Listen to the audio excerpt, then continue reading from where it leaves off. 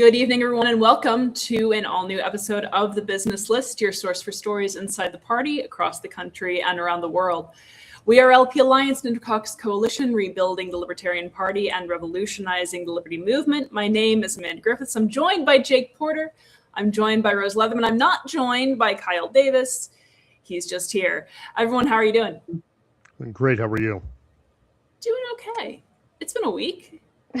I don't know. I feel like we're gonna have to increase our episodes to like 2 hours. With I think we could go 2 hours every day. I honestly, at this point, yes. We have to increase our medication. We have to increase our episodes. We have to increase other people's medication. And fill those Adderall prescriptions in the water as well. I'm going to start with this, which we just got right before going live, and this comes from Hody Johns. Those of you might know Hody. He is a very beloved anarchist on social media, and a long time, I think, certainly a long time believer in making the Libertarian Party libertarian again. We'll just put it that way. Well, Hody writes that he has just gotten banned from X, and I'm reading this live right now. Got no warning, no alert, no email. I paid for the dang thing too. I never promoted violence. I never said anything hateful. I never failed a fact check. They didn't even have the guts to tell me I was banned, but no messages went out or came in. My past likes all disappeared, and if I liked something, it went away after a second. And my posts got reduced down to registered views, even with others like the post already. I was banned by the old regime too. Got a big email by the new regime to let me know I was unbanned. What an exciting couple of years that was. There are reasons algorithms don't like me. I'm not narcissistic enough to think Jack Dorsey and Elon Musk even thought about me for a second. They either want nutjob righties or lefties. They drive engagement. Moreover, they allow the other side to say, see, I told you they were lunatics. They don't want to see rational, fair, and reasonable positions and procedures of pushback. They don't want you to love your neighbor. They want you to fight about which neighbors to hate. That gets more clicks and engagement. Thankfully, I don't care. If I reach 2 people with messages of love and liberty, then it's cool with me. And I've already done that. I don't stress about the things that I can't control. I think as a libertarian, that would make me tremendously unhappy and anxious. I despise the evils of this world, but I don't let them steal my sleep or joy. I take pleasure in the fight, win or lose. I thought it would be fun if I could make a dent on Twitter/X. Oh well, Facebook went from censoring all my posts to being pretty cool about letting them ride. I'll enjoy that while it lasts. All right, so Hody is no longer on, I suppose. Do we even know why? No. He's not giving them any engagement. He's too positive. People don't like it. It's not earning the anger that gets people to have more clicks. No, it's impossible to say, but on these social media platforms, is just talking into an echo chamber anymore, and it's because of that. They get more, and the more and more engagement that people get. And there's a lot of politicians out there like Ted Cruz, Senator Mike Lee, that they are like drug addicts. They're no different. Their drug is the dopamine hit they get off of social media engagement. You make fun of teenagers for it, but they're no different. That's what they get, and that's what people respond to. And so that's what gets filtered. But that's the people that aren't going to get banned because they're bringing in revenues for the site. You can say the most hateful, vile stuff, though, and you're not probably going to get banned. Yeah, at best, your comment might get hidden, but you can still look at it. Yeah, I mean, if they'll go after Hody's account, Hody is the most Hody is one of the probably ever meet I don't think I've ever seen Hody get angry. Yeah. If they'll go after his account, this is probably a sign that there's a purge underway. We went through this with I avoided using Twitter/X for years. I only started using it after I got involved in LPNY communications committee. Just call it Twix. Yes. No, back during the fall 2020, there were all these purges on Facebook. think so. Actually, I made it through the first few rounds. My Facebook account got banned during that era. I got it back months later somehow. But yeah, like it's not fun. Like because you don't realize like how much stuff and how many memories and photos and things that you might not have access to elsewhere you have on those accounts. Like it was definitely upsetting when I lost everything. Yeah, All the conversations and messages you've written with friends that might not be around anymore. Yeah. Now, I was thinking back the past week, I first got involved in Twitter. It was around the time I watched what happened in Iran. There was protest about then over a fraudulent election. I believe it was in like 2009. And it was the people of Iran. And of course, they shut down the internet, but they were able to get out communication really quick like. That would be a beneficial tool for people right now to have. And at some point, the powers that be are not going to want us to do that. Kyle had a bit of a conspiracy theory that we were talking about last night, too. Along that line, did I just volunteer you for something you'd want to go into? I like conspiracy theories, though. It was actually not a terrible one as far as conspiracy theories go. So the thing that went down yesterday was user authentication. Verizon. He's talking about Verizon, the Verizon outage. Yes, sis. Thank you. Which means your phone hits the tower, it gets to Verizon, your phone sends out what's called an IMEI or an IMSI, which is essentially your phone's unique ID. And then Verizon's database says whether or not you're allowed to communicate. And he just decided to tell everyone, no, you're not allowed to communicate. And by everyone, changing who was and wasn't. And this started on the East Coast, which was a little weird because Verizon's got a lot of servers there. So it's weird this was pushed to multiple servers. And then 7 or 8 hours later, suddenly it hits Wisconsin. And so what happens here? I've done a lot of SRE work, site reliability engineering work. I know how system updates work. You don't push to your entire server block and update if it has things like authentication changes in it in case something goes wrong. And if something does go wrong, you have a button to go back. It'll reinstall what was there. It'll bring it back up. You've got an additional system that's helping you with the time and everything. There's no way any real company is down for more than about an hour. And when we look at the Amazon outages where they had problems, we look at Microsoft's this last year, we look at Cloudflare's, they're not down for more than about half an hour, right? Something happens, they get back up. It takes a little more time than that to get everyone up, but most things are there. That didn't happen with Verizon. Verizon was full ass down for 8 hours. And so the question is why? And I've also been in the private security sector before.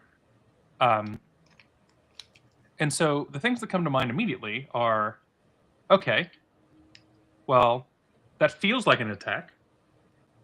But if you're doing an attack, you don't give away your attack vector for spotty connections for half the people. You don't do it to only some accounts. You don't make those mistakes. It doesn't happen. Which suggests this happened inside of Verizon. So how could that happen? And how could they not be able to roll it back?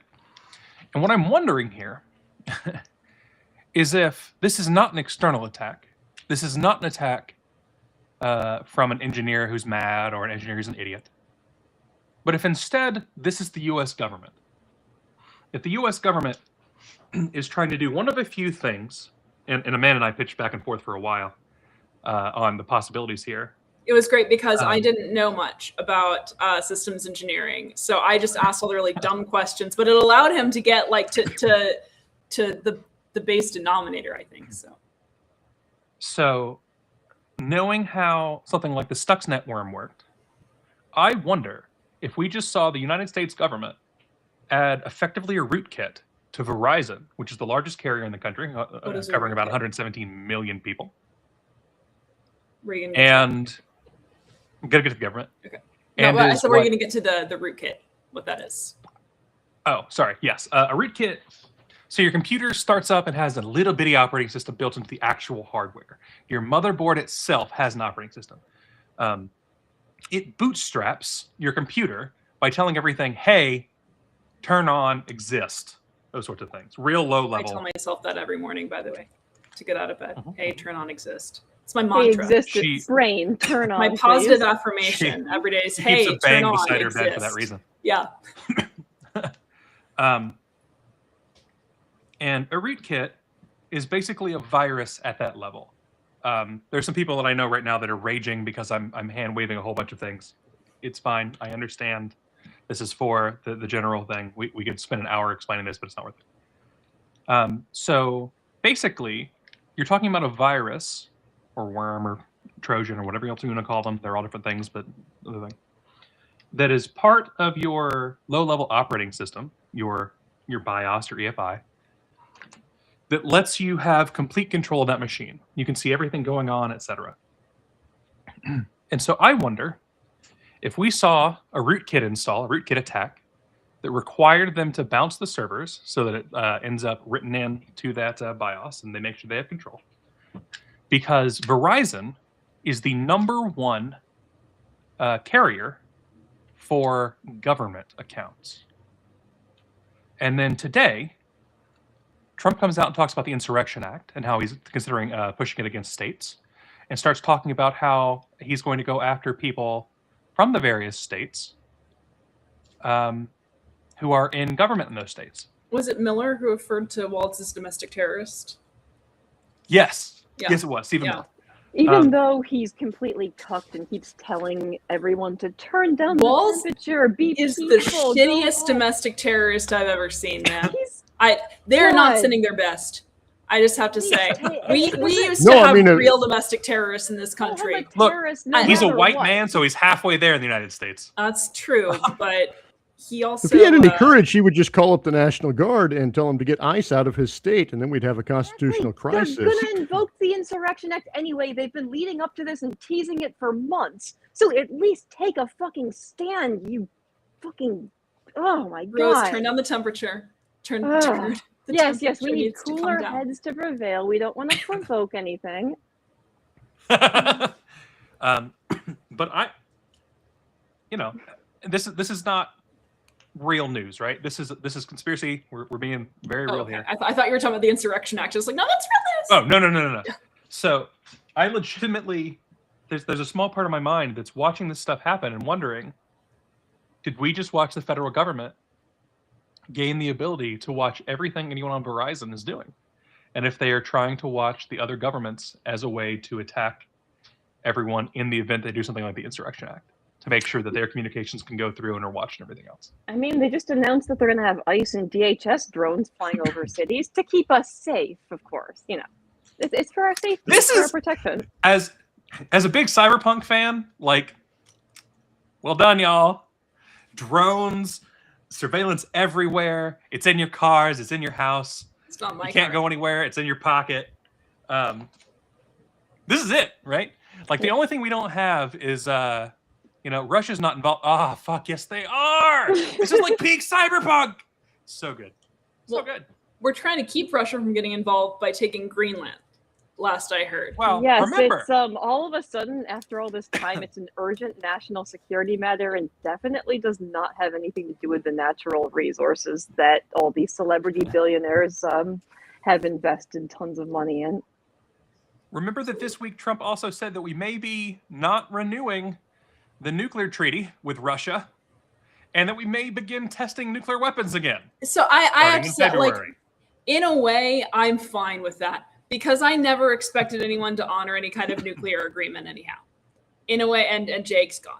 The nukes got him.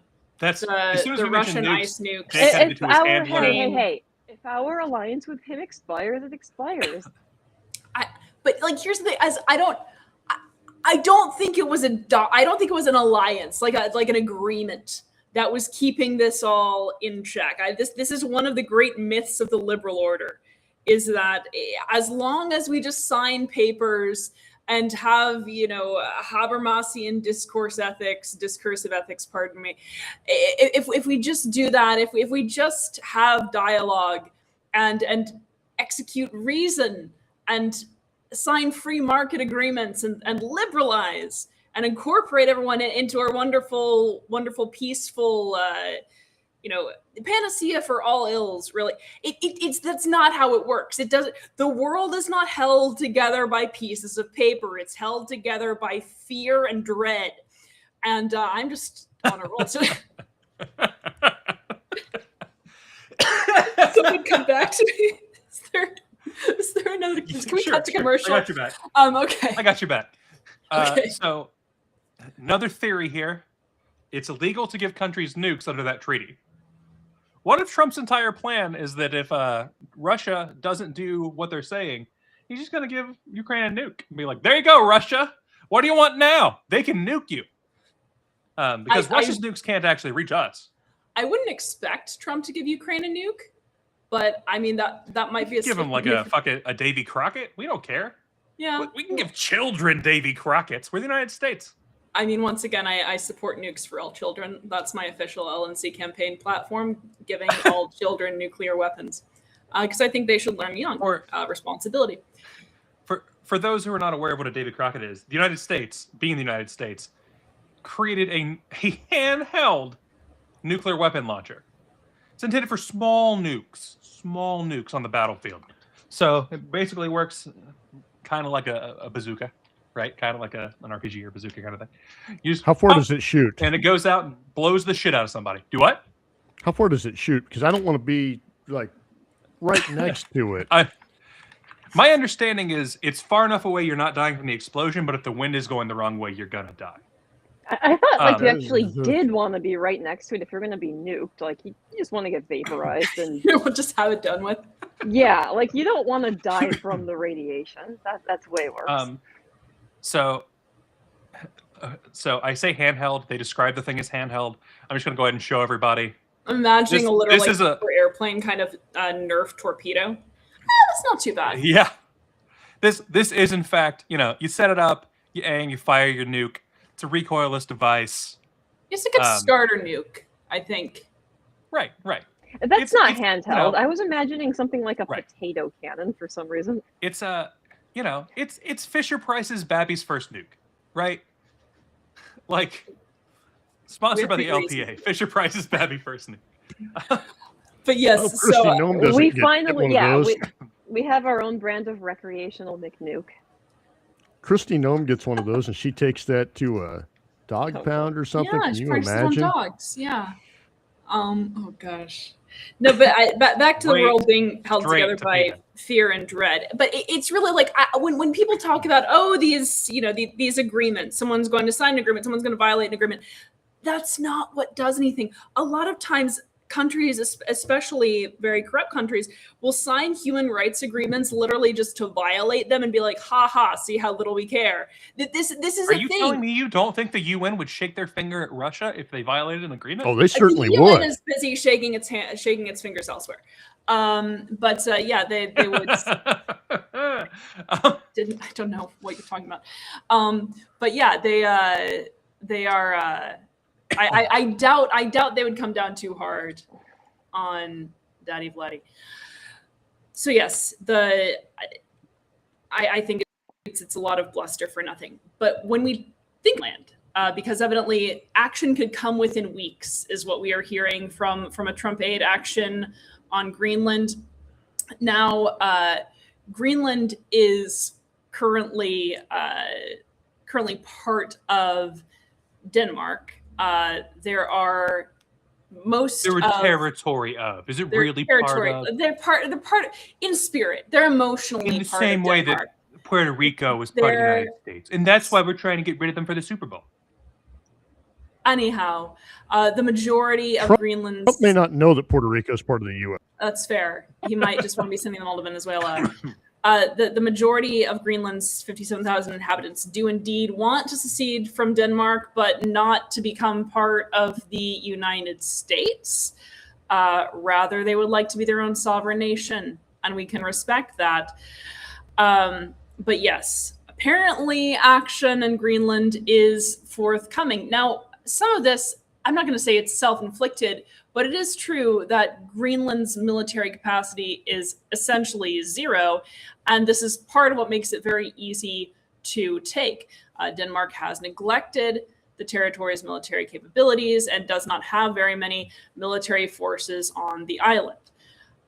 They have aging vessels, which I initially read as aging vassals, which actually sounds kind of cool. They have dog sled patrols in Greenland, okay? That's the military capacity, is puppies and Christmas sleds. So I don't know what's not to love. I would want that too if I were Donald Trump. But yes, they're apparently going to spend more money to boost security. Although on the other hand, Trump is proposing spending money to buy Greenland's support through giving $10,000 to $100,000 Trump checks to every household in Greenland. But when I'm choosing between a $100,000 check and a dog sled, it's going to be difficult for me. I gotta say, it depends on the dog. Well, I mean, are they, if they're valuable sled dogs, I feel like a whole like well-trained sled dog team could amount to that, almost that much. So Is it a Borzoi? Is what I want to know. Borzoi would make good sled dogs. That's fair. But they would be very, very obedient and sweet. Yeah, so now we're going after Greenland potentially for natural resources. Again, my favorite theory, and I wasn't the one who came up with this, is that Trump wants Greenland because he thinks it's huge because of the Mercator projection. It is the Mercator projection, right? I didn't just, okay. Oh, I don't think it's even that. I think it's less. Donald Trump has heard this idea. He's like, oh, well, they wanted this in the 1800s. I like that. And he gets fixated on it because he's got dementia. And so his brain just keeps going back to whatever he's heard before. Like, and so he's just like Venezuela. Tariffs. Something a guy says in an old folks home. Have we taken Greenland yet? And, you know, even after we invade Greenland, he's still going to be talking about it.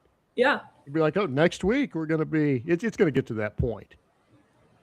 I hope so. I mean, you know. And did you see where Congress was, or the Senate was voting on the Venezuela, and they had the votes, and then Trump threatens Holly and someone else, and they like just cower, like, oh no, we'll change our vote, Mr. President.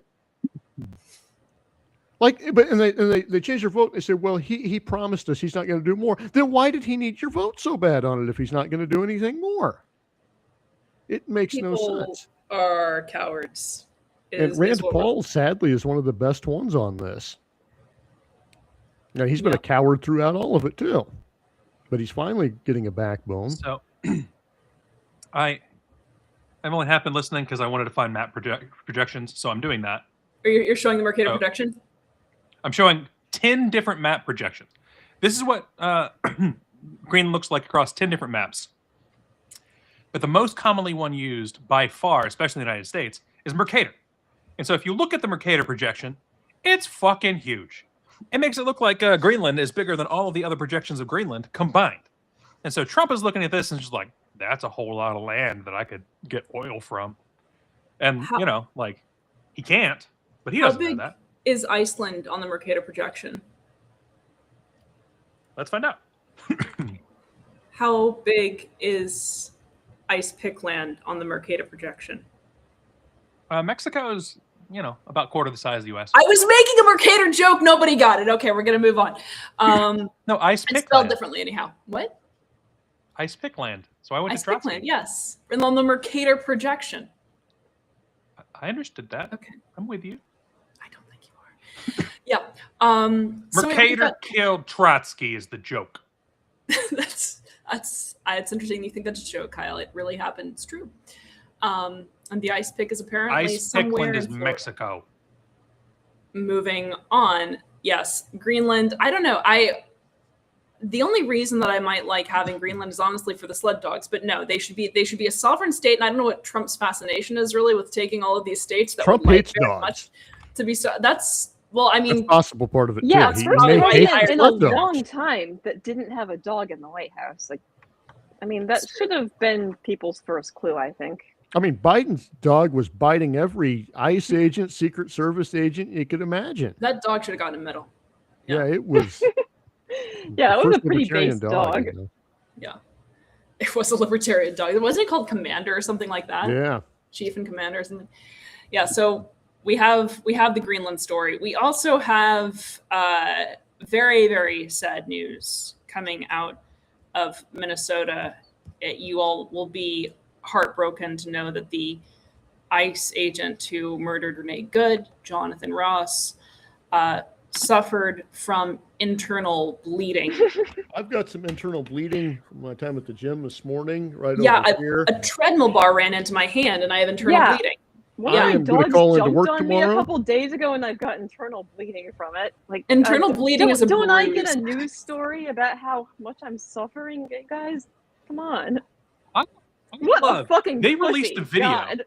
He doesn't show his stomach getting hit at all. No, Well, also, yeah, it's on The his video Insta- shows him 4 feet away from the fucking car. Well, the video also, Recoil from his gun. if he were hit, based on where the car is, it would not be in the torso. It would be around the hip area. That's where it would be around the thigh, unless he's, like 4 feet tall. 3.5 feet tall. Yeah. How tall is this guy? I mean, that would definitely explain some things if he's a short manlet. It might, but no, he I mean, looks, like, we've seen the video. He's taller than the CRV, so we know he's not. yeah. I like the manlet explanation. But no, that is a bruise. So he suffered a bruise. Trump says it's And lucky. he fucking went that to the he's doctor alive. for a bruise. Yeah, Kyle, you were saying there's a video? The DHS video, it's really shitty. We released way better videos last week that included the same thing. They artificially changed the speed of the video to make it look like the car is going quicker than it is. It's specifically an angle that's kind of high and harder to see, and they play it just the part where the car starts to move. So the garbled video is there. We played the New York Times one. We played the ones from the new angles. We played all the ones that are synced up. Anyone can go watch last week's business list. It's plain as day. There's not a question here. Anybody that's arguing that Jonathan Ross, may he rest in shit, got hit by that car is a fucking lunatic. There's nothing for it.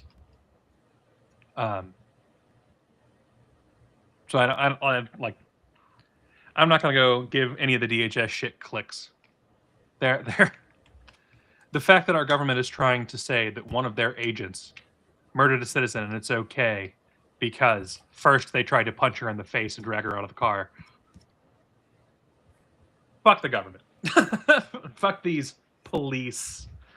well, and they're coming up with the most laughable stuff because they know it's laughable and they know the people are laughing at it, Yes. and it's intentional. They're not releasing these videos to show the innocence; they're releasing it to show it's guilty. I mean, how many ICE agents did you hear? I think there was like 3 clips that I heard where an ICE agent goes up to someone and says, "Haven't you learned your lesson? Haven't you people learned your lesson?" and things along that lines. They're threatening people. I mean, Guy the fired video for of the- yelling, "We killed one of you yesterday." Yeah, yeah. The video of the woman who's right down the street, like half the people shout "go," going, and then the other half shout "stop." Okay, who are you supposed to comply with? No matter, like, you can listen to one set and you're still not complying with the others. They But why do we have to comply with these papers, please, socialists anyway? They go around acting like it's the Soviet God. Union, going around But asking for your I'm- papers. Republicans used to bitch and bitch and bitch about this. Just like they bitched used to about this during Ruby Ridge. They during used to care about Waco. states' rights too. Remember? What? Well, states' rights only when it comes to, It's the segregating violent black people, radical but- left, right? yeah. Kyle, what's what's going on? scary though, it's not that the government officials are saying this shit, okay? You expect that shit from them. It's the number Apparently- of people insisting that they see the car hit the government thug. Like, I mean, Well, and we I'm- watch the same video. We see that it Yeah, we very can't even agree on clearly facts. doesn't, but they insist that they're seeing Trump- something that is not seen in the video. Like, I don't understand. Kyle's about like, to have an aneurysm yeah, that if he doesn't. Trump has announced Kyle, what's he has going on? begun a board of Understand it. peace. A what? The what? quote, a board of peace. That's a dove, Kyle. A board of peace is a dove. That would be fair, except this one's run by Lindsey Graham. the most peaciest peacer that ever. Was that a joke? Or are you being serious? No! This is 100% There's a true. Department of Quote. War and a board of peace. And the departments are constructed with the boards of peace, so it's very I Hegelian. wish John Bolton and Here's how Henry you know I'm Kissinger being were still serious. around I got too. a direct quote from Trump here. It is, quote, the greatest, most prestigious board ever assembled at any time, any place, unquote. Does this board give a peace prize by chance? Is that the? No, you confuse this board with FIFA. I want to go back now that we've addressed Kyle's aneurysm. I want to go back to what Rose was saying, because we sort of didn't see the same video, and this is something that, like, we all experience cognitive dissonance. We all do it. We all hold double reality. There's that, and And- there's existing in completely separate realities. Right, but it's much more common. Radical cognitive dissonance is much more common than I think people realize. And the example that I used the other day with someone was my phone, and I had a little anarchist flag on the back of my phone. I have a little anarchist case. Okay, this was made by slave labor.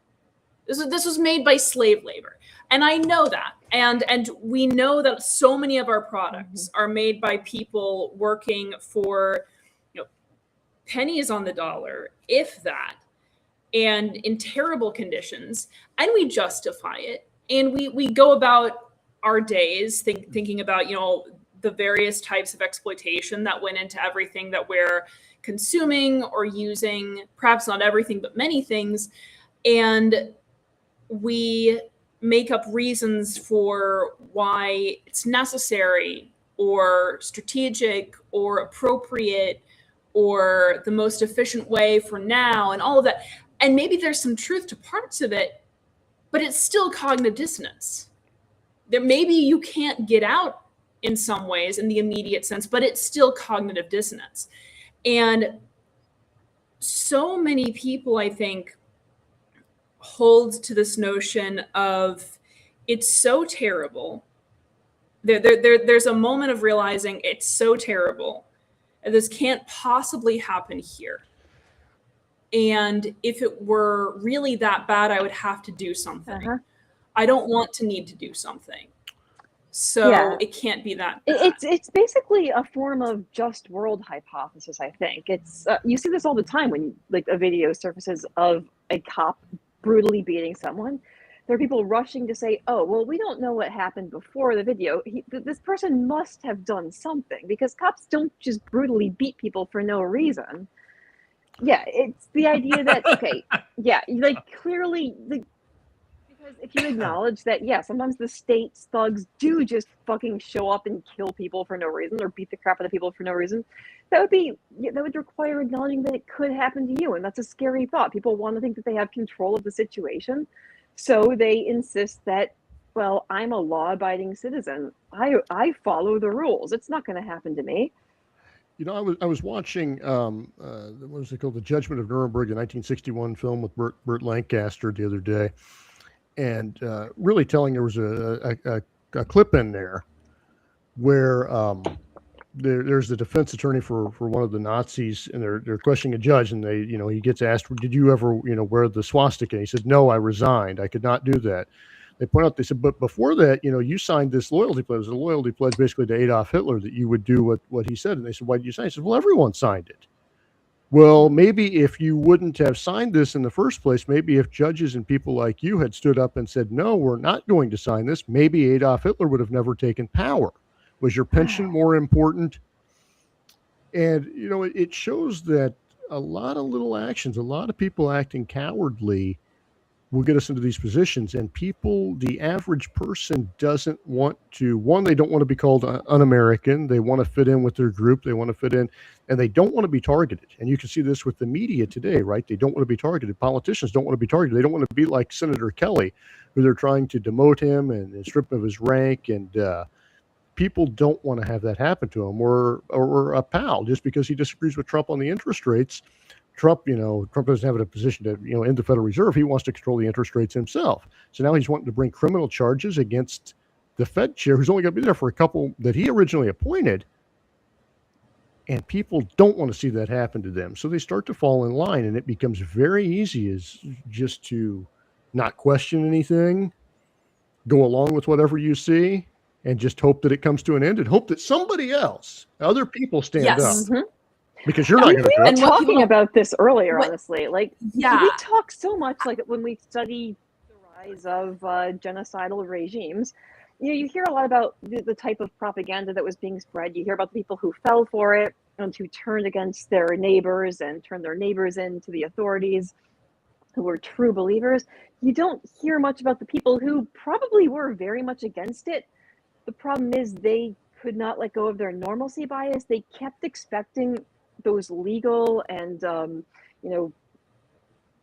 democratic mechanisms that they had been conditioned to rely on to still work, even when they've clearly gone out the Schoolhouse window. Rock. Where's Schoolhouse Rock? Right, like you'll Yeah. have I learned You'll- in Schoolhouse Rock. Yeah, things would be yeah, different. you'll have Um, a regime that is clearly completely flaunting the law, does not care about the constitutional protections you're supposed to have, does not care about court rulings or bills that were signed into law saying that they can't do something. And there are people who are still thinking, oh, well, we can end this. We just need to take them to court. We just need to sue them. We just need to charge them with the crimes that they've committed.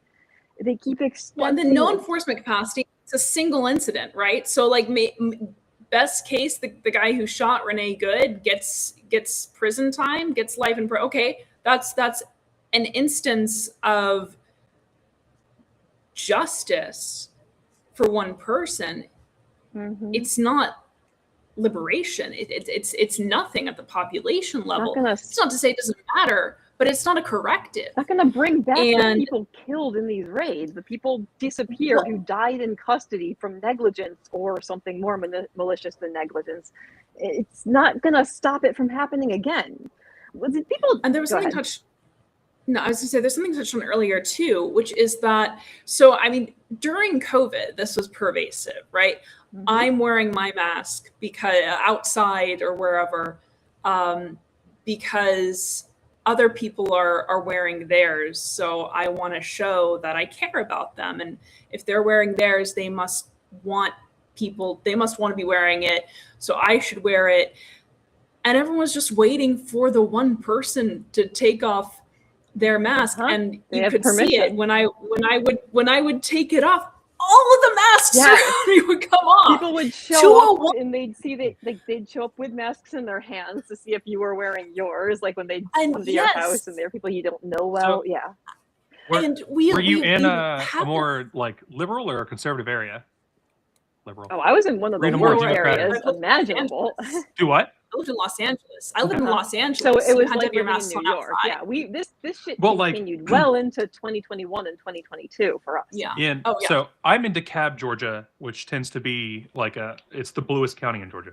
And if you walked into a place not wearing a mask, people would stop what they were doing and just stare at you and give you the evil eye as you walk past. So like, yeah. Yeah, no, that this was the heart of LA. Yeah, just you curious. get and you couldn't go into any establishment without a mask. And the worst part is like the employees did not want to be enforcing mask mandates either, but they could be sued into bankruptcy and shut down by the Well- government if they didn't enforce the mask mandates.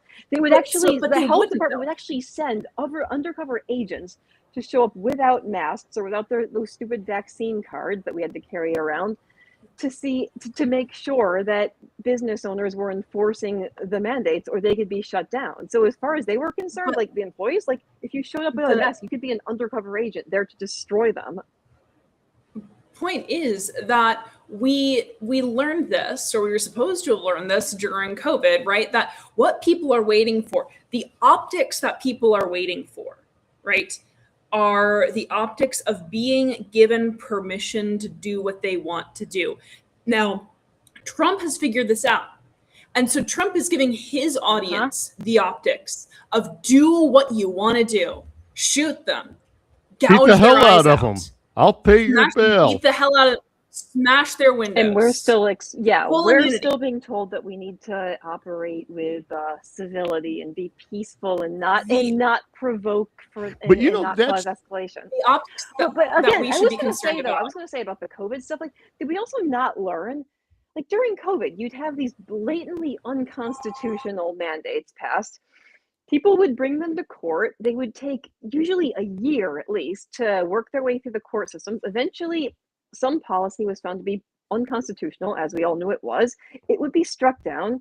There was zero accountability for the people who had implemented it. As soon as one unconstitutional mandate was struck down, another one that was slightly different would be passed in its place that did the same thing, because the people doing it knew that it was going to take another year for that to work its way through the court systems. Like, again, the legal system is not going to save you from a tyrannical government that does not give a shit what the legal system says. Well, and if without the I don't know legal how many times you system, have to learn this. people go to the electoral system, which will not save you when the votes are fraudulent, when they just decide not to seat the winners. And when we've got the president of the United States, and you can say he's joking. He wasn't joking when in early 2020, when he talked about not leaving office, he attempted to squat in the office like he was going to just take back the White House that way. But you see that now. He's talking about not having the midterms, right?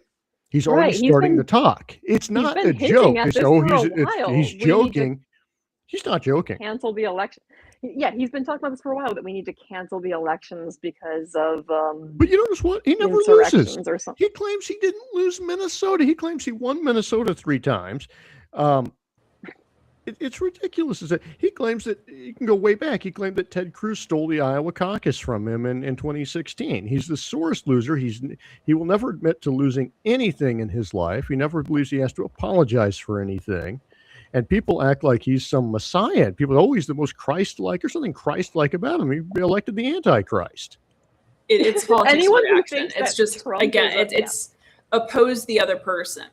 And progressives do this too, but it's politics of pure reaction. Yeah, sometimes they give you Samson, and sometimes God also gives you Samson's ass. You don't have to elect him. Yeah, but no, it's something that we should have learned, and the optics that we need to be concerned about, again, are the optics of giving people permission to do what they know needs to be done. You're watching it happen. People are getting shot. People are getting their eyes gouged out. American citizens. People are getting thrown out of cars. And if the fear is, well, if I stand up, someone might do something. Yeah, they probably will. And that's why there need to be people. We need to be standing up with others. That's the but thing. We have to be that source of that push, because I don't want anyone else to be. I don't want anyone else to lead this charge. Right. We see what everyone's afraid to stand up because they're afraid that people are not going to have their back. No one wants to be the one left holding the bag when everyone else is too cowardly. Yeah, we need numbers. Within our own party, though, we've seen this, right? Oh, yeah. People could have brought down Angela McArdle for years, and people were afraid. They waited for someone else to do it. They wanted someone else to do it. Nobody wanted to stand up and do it. They waited for Jake Porter. Well, they did. What Jake is telling you is he's the OG first mover. But Jake is the OG. No, there were other people. There were other people Yes. before, but there were very few of them. And if they would have just, with all the numbers, everyone had stood up at once from the beginning, this stuff never would have got to that point. And that's what I'm trying to say. There were enough people that knew on the inside. Now, I'm not saying the average member knew, but there were enough people on the LNC that knew. But instead, they waited around, and then you get a few people here. But there's not enough numbers. There's Beth and Mark. That's not enough to do anything. And then you get Bill, and you get Keith come on the committee, and Paul, then Karen Ann. You start to get some momentum. But they had the opportunity months before I unveiled that. So, and everyone just kind of were waiting for something to happen before they could act. And it's the same way here. It's the same way with the Republican Party. Yeah. This is If they all would have went after Trump, they could have stopped him in 2016. First, then all at once. Yeah. This is why NLP Alliance, we talk so much about the importance of first movers. This is why first mover is the highest title that anyone can hold in NLP Alliance. It's because this is what this is about. It's about being the first mover of that great push, of that wave that is building, whether we want it to be or not. But it's about being among the people who steer it. And in that respect, one has to be among the first movers in order to actually guide the momentum. And we have to guide the momentum. We know what the risks are from status progressives, from status conservatives. We know what the risks are if somebody else takes momentum instead of us. And we also know what the risks are if they if we notice don't do that we're the anything. ones stopping them. Yes. And so they're risks anyway. There are essentially the same risks, but only one of them ends with a potential outcome that we are all seeking. Only one of them is actually in service of a cause. I don't want to live in a country that is a totalitarian dictatorship. I would rather die than to live in a country that is a totalitarian dictatorship. Yes. And I don't want to see my neighbors sent off to prisons, to foreign prisons. I don't want to see them tortured, raped, murdered. I don't want to see us attack innocent countries for their resources. I don't want to see this. I don't want to see us lose our entire lives and have to give papers every time some federal agent asks for them. I don't want federal agents in the streets. I don't want my child growing up in a world where Right. she's going to have to show people her papers to cross state lines or to visit a different city, or where she could be harassed on her way to school or work. That's why I still have a child. And I don't want to be constantly thinking about what else I could have done. Now, I can't make that decision for other people and what they should do, and maybe that's not the right decisions for everyone else. I'm not saying that. But there are little things that each one of us can do. It's And just the that first we've thing- done. Oh, go ahead. No, go I'm going to ahead. brag. I was going to say, first like, of all, we I have wanna talk just about- like Oh, they've sorry. done Go a, ahead, Chris. oh, I'm sorry.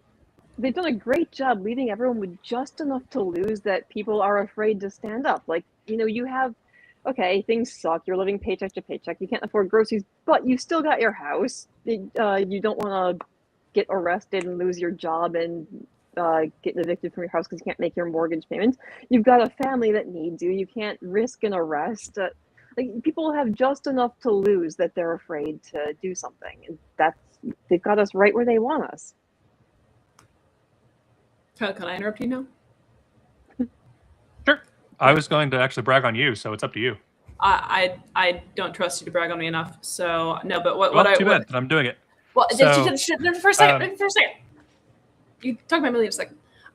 But so Jake is talking about how such and such action engagement might not be the right thing for everyone, and I actually believe that. But what I believe is that people should always be testing their limits. It's like anything that's important. You build to it by going a little bit further than you think you can. You do a little bit more than you think you can. You do a little bit more than you're comfortable with. Maybe you don't even want to go outside. You go outside. You go and you demonstrate. A little bit more. Go a little bit past, and it is one of the most rewarding and exhilarating things. And that applies to political action and mass activity as well. And the risks right now are very, very low to us, right? Comparatively, yes. Yeah, in comparison. I mean, if you spoke out against Joseph Stalin, the risk very, very high. If you spoke out against Adolf Hitler, Benito Mussolini, risk very, very high. Saddam Hussein.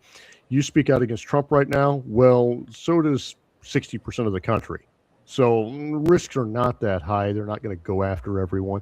Even in Nazi Germany, they didn't go after everyone at first. They couldn't. They will pick and choose targets. They're focusing on Minnesota. That's going to be ground zero for it, it appears right now. Right, For the most because they part, had the pretext of It's the shock and awe. government fraud, Yeah. or no, fraud committed by immigrants. That was the pretext they needed to invade and go door to door, brutalizing citizens who were not involved in the fraud. So, Amanda earlier pointed out that, we all know that our phones are made by slave labor, those sorts of things. And there were a bunch of things, especially in the country, that I was burying my head in the sand about. And I knew I was. I was aware of it. I would lie to myself about it, just like everybody lies to themselves about a lot of these things. And I had started to get to the point of understanding what needed to be done, and I was afraid to speak up about it. Because, going out and saying, the Libertarian Party and the Libertarians in general are revolutionaries, and we've got to do whatever it means for revolution. You've seen it. You've seen the backlash against us. You've seen the claims that we're somehow far left terrorists and all that kind of shit. And I was letting we're my all own fear. Soros-backed Antifa extremists or something. Yeah, I wish. Wouldn't be in debt Yeah, right now. I wish we were getting paid for this. So, Amanda and I work side by side a lot, and she. Forcibly. It's true. That's why she has me in a dungeon. No, I mean You walked into that one. And she started really pushing on some of those things, being like, well, you know this is wrong. Why aren't you doing something about it? And the only answer I would ever come up with is because I'm afraid. And I realized that part of the reason I was so miserable and a lot of the things going on was because I was letting that fear rule me. And I can't. I would rather die because fighting the government for a thing that I think is horrible and evil than I would live miserable. And I have felt much better being that way, doing that.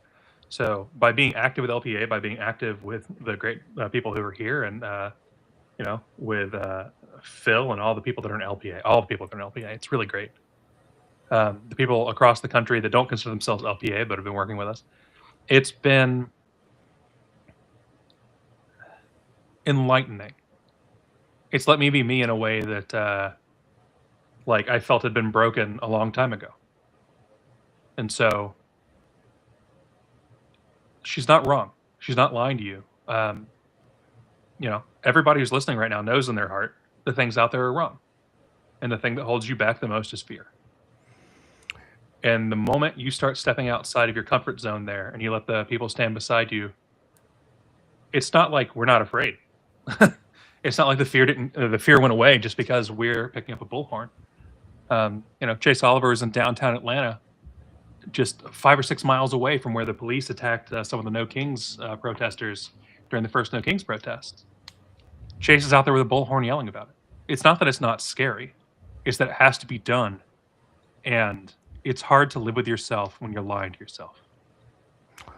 Right. I'm not going to lie. I'm scared. I think a lot of people are scared that we're at the point that, what are we supposed to do? Who else are going to sit around waiting until our cities and communities get invaded and people, masked thugs, go door to door, kicking down our doors and assaulting us? You know who else are afraid, though? Hmm. The Republicans in the House and Senate. They are afraid. They're afraid of what happens if they're afraid to lose their prestige, their pension, whatever else. And they're also afraid of what happens when they stand up and say this is wrong. Mm-hmm. They're afraid of primaries. They're afraid of worse. Much worse. Lisa Murkowski told us that. They're afraid of physical violence. The Democrats are just as scared, though, and they're going about... Oh, they're just a doormat. Yeah. They are so thorough. They deserve to lose, and it sucks because we get the fucking MAGA people in their place, but they deserve every single loss they have. They're completely cucking. They're telling their communities who are being brutalized by federal paramilitaries to stand down and be peaceful and go home and let them raid your house and disappear your neighbors. They're talking about how as if losing because they gave in and endorsed genocide didn't teach them a lesson. They're talking about how they need to start running pro-life Democrats now just so that they can try to recruit MAGA people, or they're willing to sell out all their principles that they have not learned a single thing since their loss in 2024. Well, do any of us believe that if Barack Obama had tried this, that it would have got anywhere at all? For one, the Democrats would have went, but suppose the Democrats would have went along with it. The Republicans would be out there in full force in the street, dressed up like they were part of, Paul Revere and the Raiders, dressed up like Revolutionary War characters. They did that. They did that over small stuff. So they thought that Barack Obama they thought that FEMA was buying coffins. Because I do not know of any mass grave that had coffins in them, but they had a conspiracy that FEMA was buying up coffins and that Barack Obama was going to put them in these nice FEMA coffins. He wanted people missed to, that to have health care, and that's such a Nazi thing to do. I remember the death panels. See, I do yes. remember hearing Well, about the they, death they, panels. they Look, weren't, there they are weren't valid entirely wrong ar- on that, but There are valid arguments for state-run healthcare. You don't want the state having a monopoly on your healthcare. That's a terrible idea. However, the healthcare system we have is also thoroughly broken, and yeah, obviously, market-based solutions, actual free markets, not what the current establishment calls free market healthcare, are the solution. But yes, it's not that they were wrong about the death penalty thing, but they were completely misinterpreting what death panels were and thinking that the Obama administration was actually gonna start coming and killing their people down. grandparents. Yeah, they were just gonna drag old people out back and shoot them or something. Like, So we're getting close to the end, and I do have a thing that I think is pretty cool and important that I want to mention. So a lot of people know that Marjorie Taylor Greene has stepped down. Georgia did put out the rules for running. And if you remember, the last special election that was in Georgia, Chase Oliver pushed it to a runoff. Where Marjorie Taylor Greene is right up there at the Tennessee border. It's at a place that I would describe as nowhere.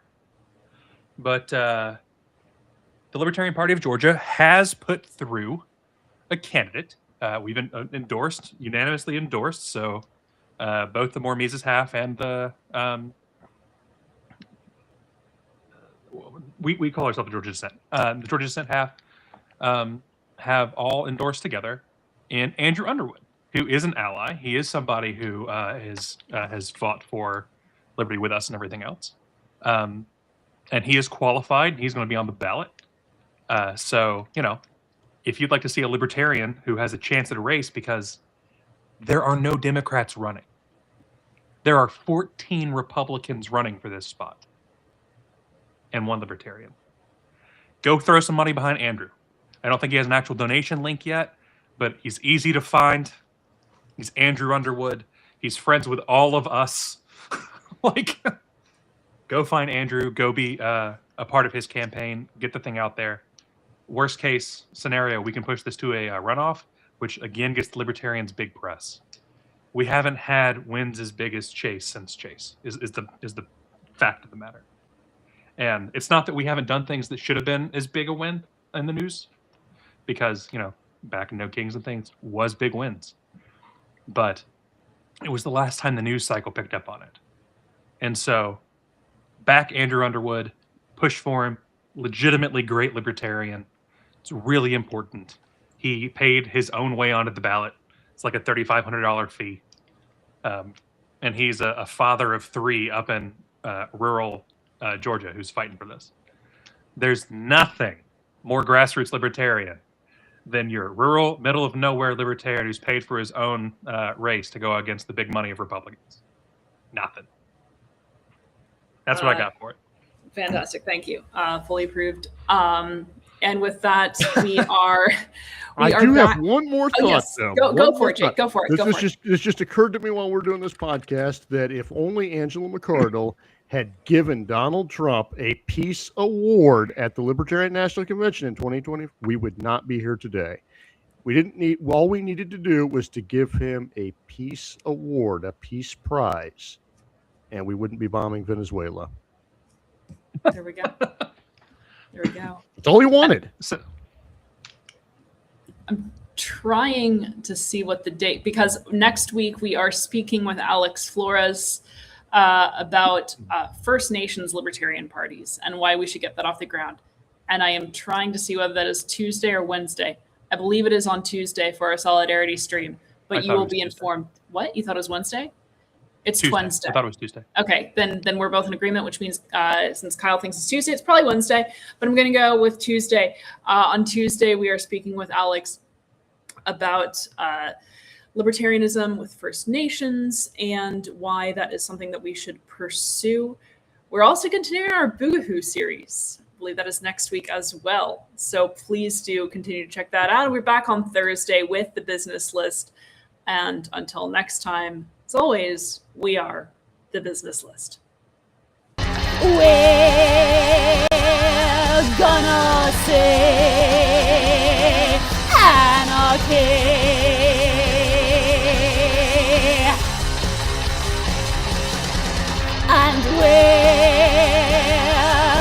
gonna say anarchy. Full transparency. Now I wanna see anarchists on the business list. Destroy!